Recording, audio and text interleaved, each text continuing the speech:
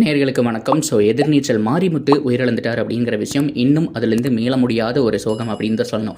சீரியலில் நீங்கள் எவ்வளவோ பார்த்துருப்பீங்க. மற்றவங்களெல்லாம் அதட்டி பேசுகிறதா இருக்கட்டும், அந்த சவுண்டை ரைஸ் பண்ணி பேசுகிறதா இருக்கட்டும், இதெல்லாமே பார்த்துருப்பீங்க. உண்மையாலுமே அவர் எவ்வளோ போல்டான ஒரு கேரக்டர் அப்படின்னு தெரியணும்னா அவருடைய இறுதி நிமிடங்களை நீங்கள் பார்த்தா தான் தெரியும். அப்படி என்னப்பா ஆச்சு அப்படின்னு கேட்டிங்கன்னா, நீங்கள் மாரிமுத்து உயிரிழந்துட்டார், ஹார்ட் அட்டாக் அப்படிங்கிறத கேள்விப்பட்டிருப்பீங்க இல்லையா? அது ஏன், எப்படி, என்ன காரணம் அப்படிங்கிறத டீட்டெயிலாக சொல்லியிருக்காங்க. யார் சொல்லியிருக்காங்க அப்படின்னா, ஞானம் அப்படிங்கிற கேரக்டர் பண்ணிட்டு இருப்பார் எதிர்நீச்சல், அவரே ஷேர் பண்ணியிருக்காரு. கடைசி சமயத்தில் எவ்வளோ தைரியமாக இருந்திருக்காரு அப்படிங்கிறதையும் கூட காமிச்சிருக்காரு.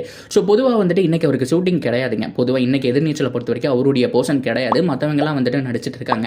ஸோ அந்த சமயத்தில் இவருக்கு டப்பிங் இருந்திருக்கு. பழைய டப்பிங் முடிச்சிடலாம் அப்படிங்கிற மாதிரி டப்பிங் பேசிகிட்டே இருக்கும்போது லைட்டாக ஒரு சிம்டம்ஸ் அப்படிங்கிறது தெரிஞ்சிருக்கு. மூச்சு வாங்குற மாதிரி இருந்திருக்கு. ஒரு நாள் ஃபீல் பண்ண முடியுது. சரி, ஓகே, காற்று வேணும், நமக்கு வெளியில் போகணும் அப்படின்னு சொல்லிட்டு அந்த ரூமை விட்டு வெளியில் போயிருக்காரு. ஸோ கத்தி பேசினாரா என்ன அப்படிங்கிற விஷயம் டீட்டெயிலாக அவங்க சொல்லலை. ஆனால் வந்துட்டு கோபமான ரோல் ஏதோ பேசியிருக்காரு அப்படிங்கிற மாதிரி தான் சில பேர் சொல்லிட்டு இருக்காங்க. அந்த ரூமை விட்டு வெளியில் வந்ததுக்கப்புறம் ஃப்ரெஷ்ஷாக மூச்சு வாங்கலாம் அப்படிங்கும்போது இன்னும் அது அடங்கவே இல்லை. ஸோ அவருக்கு நல்லாவே ஃபீல் ஆயிடுச்சு, சம்திங் ஏதோ இஷ்யூ இருக்குன்னு சொல்லிட்டு. அதுக்கப்புறம் அவர் பண்ண ஒரு விஷயம் கேட்டிங்கன்னா நீங்களே ஷாக் ஆகிடுவீங்க. அவரே காரை டிரைவ் பண்ணிட்டு போயிருக்காருங்க. அவரே காருக்குள்ளே போய் டிரைவ் பண்ணிட்டு ஹாஸ்பிட்டல் வரைக்கும் போயிருக்காரு. ஸோ ஹாஸ்பிட்டலில் போனதுக்கப்புறம் வந்துட்டு அட்மிட் ஆனாராம். அதுக்கப்புறம் என்ன நடந்துச்சு அப்படிங்கிறது வந்துட்டு நமக்கு தெரியல. ஹாஸ்பிட்டல் போனதுக்கப்புறம் மருத்துவர்கள் எல்லாருமே சொல்லக்கூடிய விஷயம் அவர் உயிரிழந்துட்டார் அப்படிங்கிற மாதிரி வீட்டுக்கு கால் பண்ணி சொல்லியிருக்காங்க. ஸோ பொண்ணு தான் ஃபோன் எடுத்தாங்க அப்படிங்கிற மாதிரியும் தகவல் பண்ணி வந்திருக்கு. இப்படி உயிரிழந்துட்டான்னு சொன்னதுக்கப்புறம் எல்லாருக்குமே மிகப்பெரிய அதிர்ச்சி. எதிர்நீச்சல் சீரியலில் நடிக்கிறவங்களும் அவங்க போர்ஷன்ஸ் போயிட்டு இருக்கு.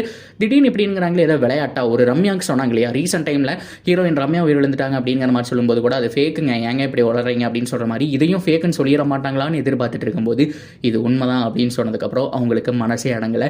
ஸோ இப்படித்தான் அவருடைய இறுதி நிமிடங்களும் இருந்திருக்கு. ஸோ ரீசெண்ட் டைமில் ஜோதிடர்களோட பேசும்போது எவ்வளோ போல்டாக பேசியிருப்பார், எவ்வளோ தைரியமான ஆள் அந்த மனுஷன் அப்படிங்கிறத நீங்கள் பார்த்துருப்பீங்க.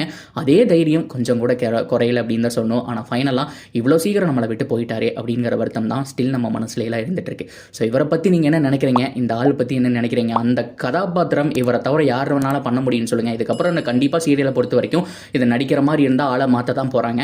ஆனால் இவருக்கு பதிலாக யார் வந்து நடித்தாலும் அந்த கதாபாத்திரம் வருமா? என்ன ஒரு கதாபாத்திரம்! ஒரு 2 வருஷத்தில் சின்னத்திரை சீரியலே பார்த்தோம் அப்படின்னா ஒரு சினிமா லெவலுக்கு கொண்டு போயிட்டாரு. அவ்வளோ ஃபேன்ஸ் எல்லாம் உருவாக்கிட்டாரு.